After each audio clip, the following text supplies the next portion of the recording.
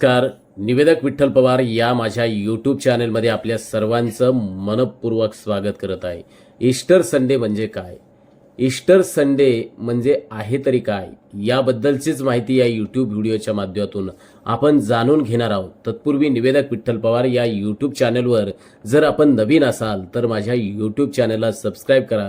Video आवडल्यास like करा, share करा आणि हो कमेंट्स करायला विसरू नका. ईस्टर संडे हा ख्रिस्ती धर्मातील ख्रिस्ती बांधवातील सर्वात पवित्र दिवस. मग ईस्टर संडे म्हणजे तरी काय? ईस्टर संडे हा ख्रिस्ती धर्मातील एक महत्त्वाचा सण आहे, जो येशू ख्रिस्तांच्या पुनरुत्थानाच्या पुनर्जन्माच्या स्मरणार्थ साजरा केला जाणारा हा महत्त्वाचा सण. गुड फ्रायडेच्या 3 दिवसानंतर म्हणजेच रविवारी येशू ख्रिस्त यांनी मृत्यूवरती खऱ्या अर्थाने विजय मिळून पुन्हा एकदा जिवंत झाल्याचा विश्वास ख्रिस्तीय धर्मीय बांधव भगिनी ठेवतात.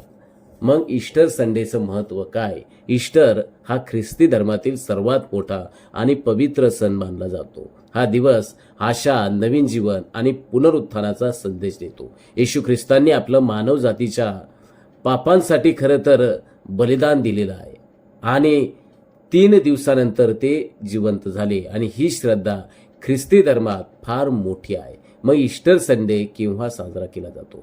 ईस्टर संडेचा दिवस निश्चित करण्यासाठी चंद्राच्या गणनेनुसार तारीख ठरवली जाते. हा सण मार्चच्या शेवटच्या आठवड्यात किंवा एप्रिलच्या पहिल्या किंवा दुसऱ्या आठवड्यामध्ये येत असतो. तर ईस्टर संडे हा कसा साजरा करतात?